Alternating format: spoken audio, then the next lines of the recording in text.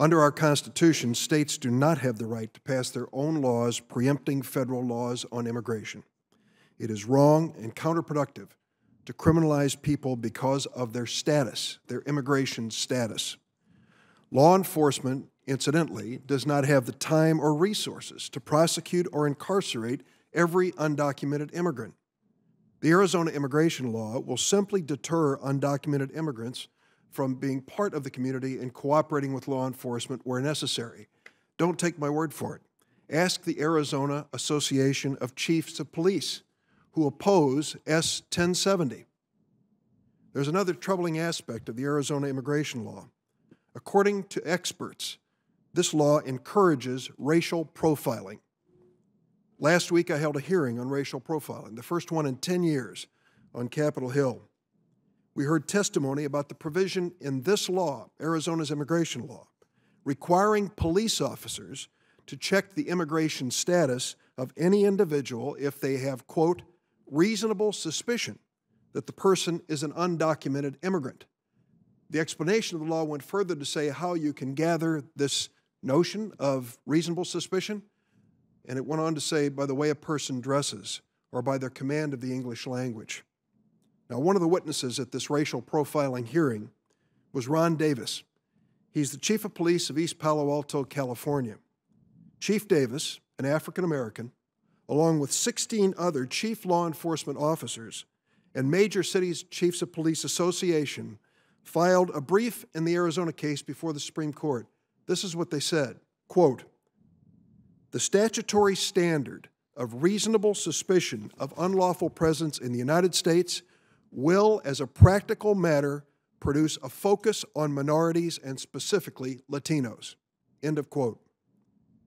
Now, instead of measures that hurt law enforcement and promote racial profiling, like SB 1070, we need practical solutions to fix our broken immigration system. I could not agree with my colleague Senator Schumer more.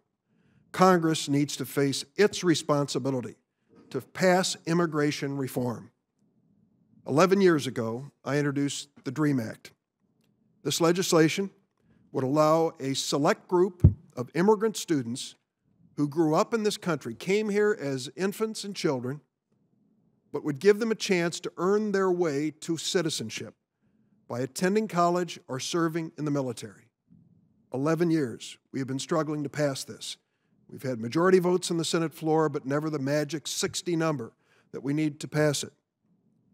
The best way, I've said to my colleagues, to understand what the DREAM Act is about is to get to meet the young people who would qualify for this legislation.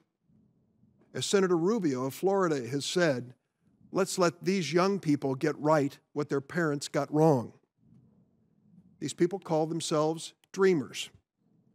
Under the Arizona law, these young people, SB 1070, under the Arizona law, these young people would be targets for prosecution and incarceration.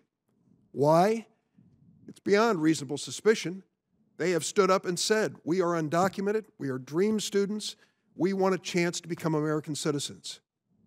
Under the DREAM Act, they would be future citizens who would make our country a better place.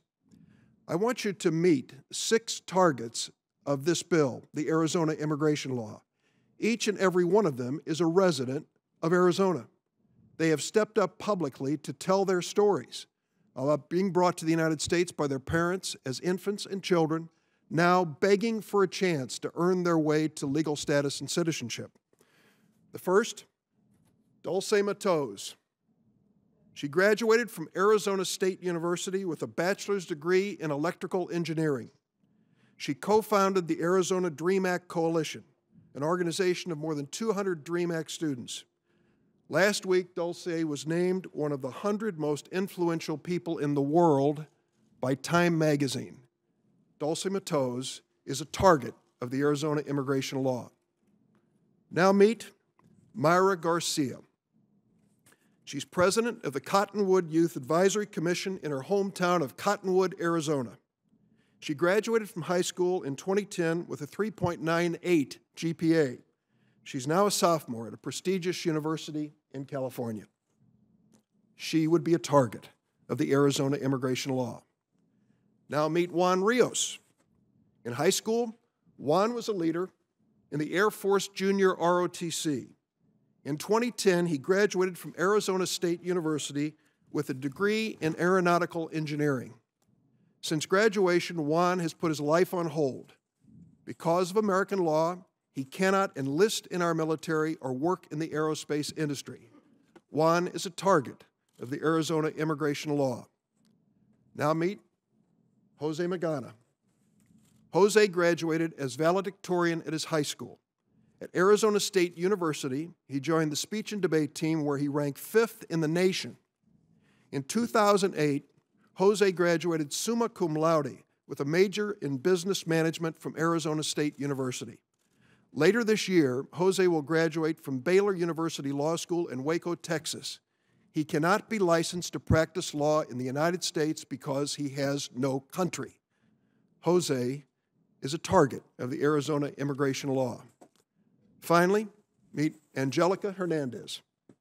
In high school, she served in the Junior ROTC and was president of the National Honor Society. Last year, she graduated from Arizona State University as the outstanding senior in the mechanical engineering department. Angelica is a target of the Arizona immigration law.